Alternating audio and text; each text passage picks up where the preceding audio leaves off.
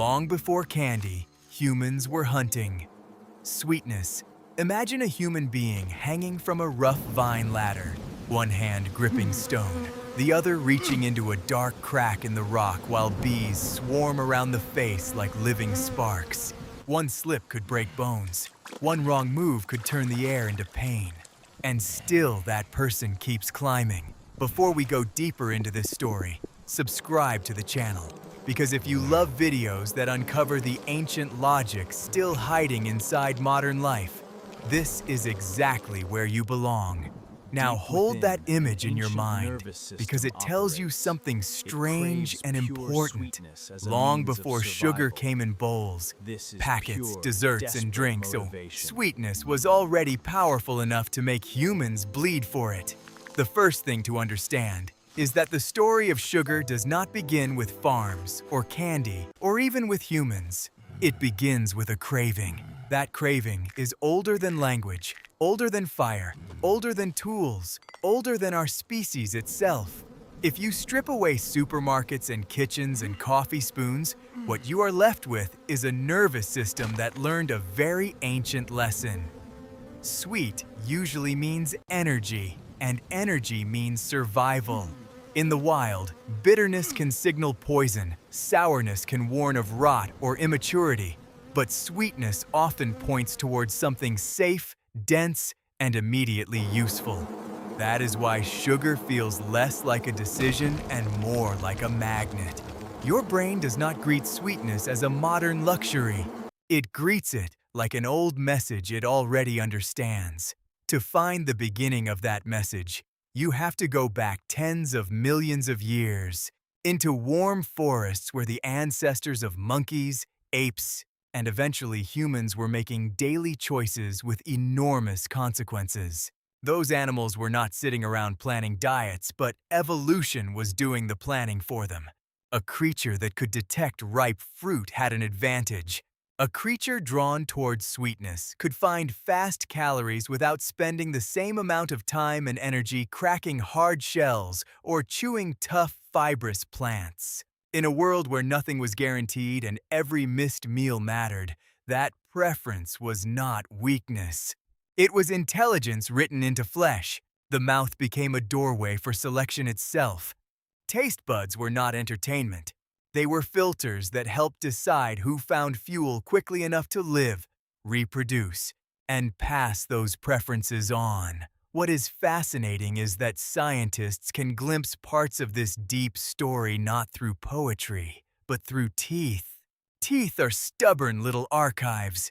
They survive when other tissues vanish, and they carry signatures of long-term behavior. Some fossil teeth show the kind of wear you would expect from repeated crushing of hard foods. Others reveal a very different pattern, one more consistent with softer diets and frequent exposure to sugars from ripe fruit. Fossil evidence from ancient primates in North Africa suggests that some of our distant relatives were not built primarily around brutal, bone-cracking diets like popular imagination sometimes prefers. Instead, many seem to have leaned towards softer, sweeter foods when they could get them. That matters because it changes the emotional shape of the story. Sugar is not some late corruption layered on top of an originally joyless body. The attraction to sweetness is one of the oldest design features we have. That does not mean ancient primates or early humans lived in some tropical paradise where sweetness was endless. In fact, the opposite is true. Sweetness was valuable precisely because it was unreliable. Fruit ripens in seasons. Trees compete. Animals compete harder. A branch heavy with ripe fruit is a temporary event, not a permanent buffet. If you arrived late, the birds got there first. If drought came, the fruit never fully formed. If rivals were faster, you moved on hungry. So sweetness trained the brain in conditions of scarcity. It said, when you find this, take advantage of it now because it may not be here tomorrow. That ancient logic made perfect sense in a forest. It still lives inside you today, but the world around it has changed so completely that the old wisdom often behaves like a trap. As human ancestors spread through changing landscapes, The sources of sweetness changed too. Ripe fruit remained important, but another form of sugar became especially dramatic: honey. Honey is not just sweet. It is concentrated sunlight processed through flowers, insects, and time into an almost absurdly dense reward. It is calories with almost no ambiguity, and because it is so valuable, it is defended. That is why honey gathering tells us something profound about early human behavior. People were willing to climb, smoke, reach, balance, endure stings, and risk falls for this substance. Ancient rock art from Spain appears to show exactly that. A person scaling upward toward a wild hive, suspended in a moment that feels halfway between courage and desperation. Whether the painting is interpreted in one exact way or another, the bigger truth remains hard to miss. Humans did not casually encounter sweetness, they pursued it. Think about what that pursuit means. A modern person opening a kitchen cabinet is performing an action so easy it barely registers. But for most of our story, sweet food was tied to geography, season, skill, and danger. You needed to know where the fig trees were. You needed to recognize ripeness. You needed to remember landscapes. You needed to cooperate with others or compete with them. You needed courage to raid a hive. You needed luck. This is the world that trained the human brain. Not abundance, but opportunity. Not endless supply, but rare reward. Sweetness was an event. It arrived with urgency because it might disappear just as quickly. That is why the ancient desire for sugar is so intense. It was sculpted in an environment where intensity was useful. Then, at some point, humans did something that changed the story from a biological tale into a civilizational one. Instead of merely searching for sweetness, they began to cultivate it.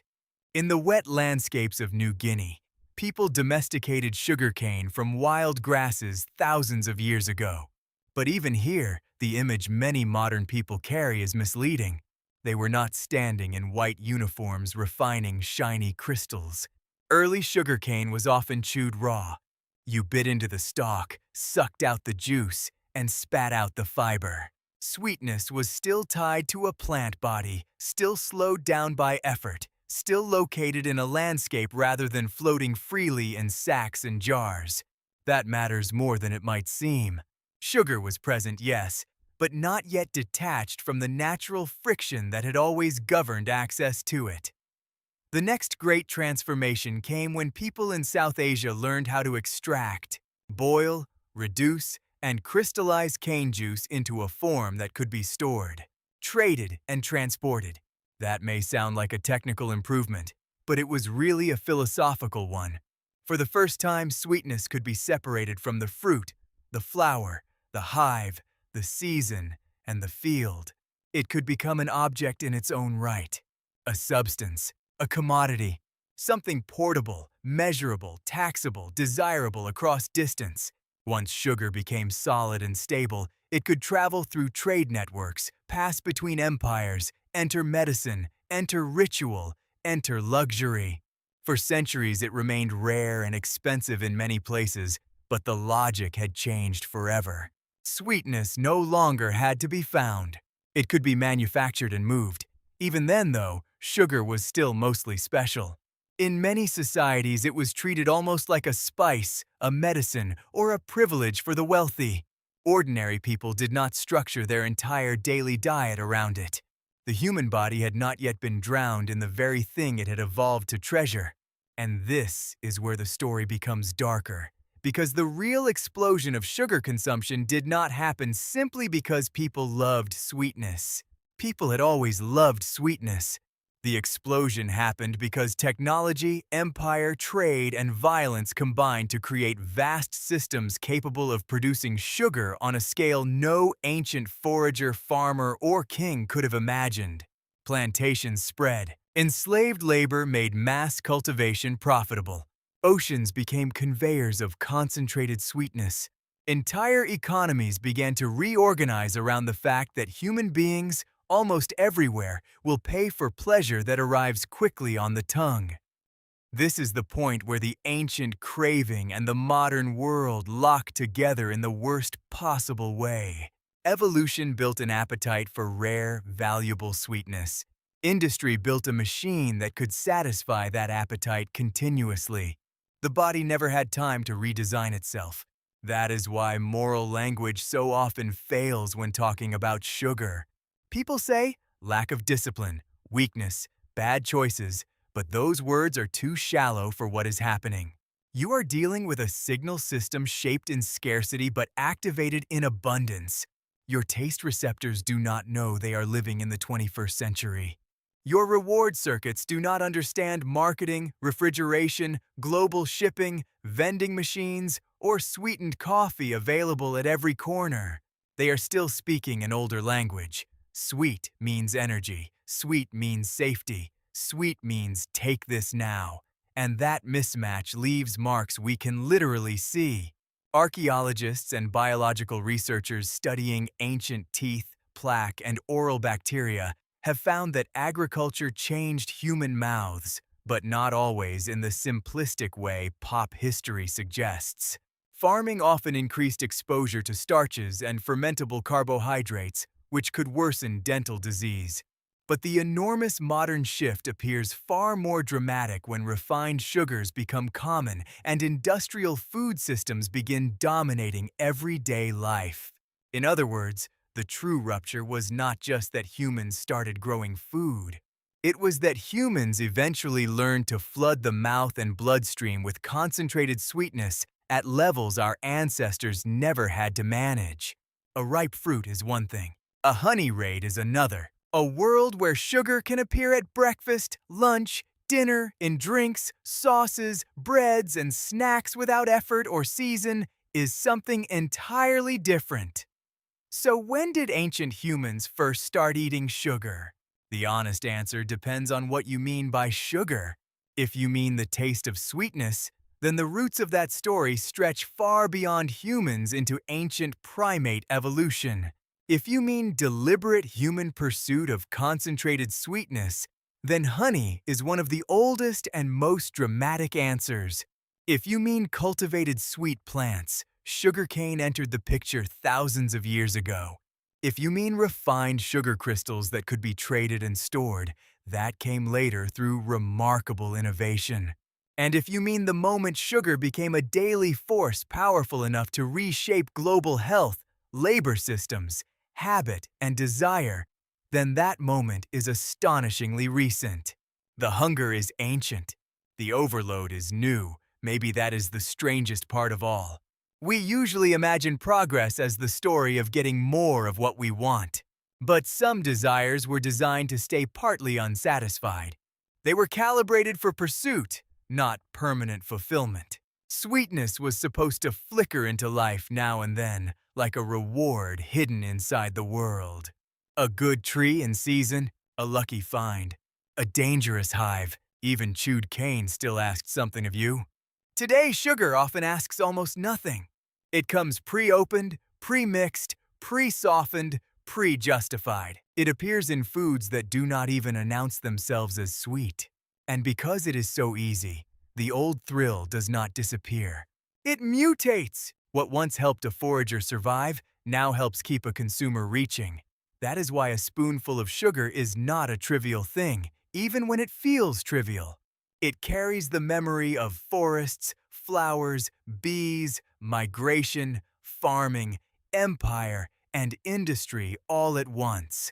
It is one of the clearest examples of how an ancient instinct can be perfectly reasonable in one world and deeply vulnerable in another. The person raiding a wild hive was not addicted in the modern sense. They were responsive to a rare opportunity. The person chewing cane was not drowning in abundance. They were interacting with sweetness in a slower, more physical form. The problem was never that humans loved sugar. The problem began when civilization learned how to make that love profitable on a scale bigger than biology could safely absorb. So the deeper answer to the question is this.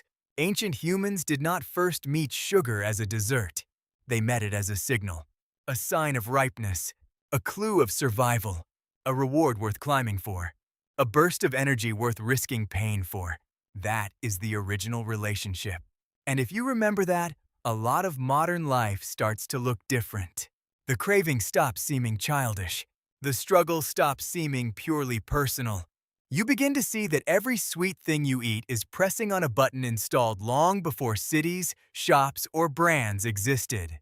The machinery is old. The world pushing on it is what changed, and maybe that is the perfect place to end. Not with guilt, but with perspective. Somewhere in the deep past, before there were names for nutrients or warnings on labels, an ancestor reached for ripe fruit because sweetness meant life.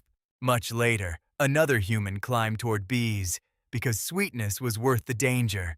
Much later still, people learned to grow it, boil it, harden it, sell it, and finally bury the world in it.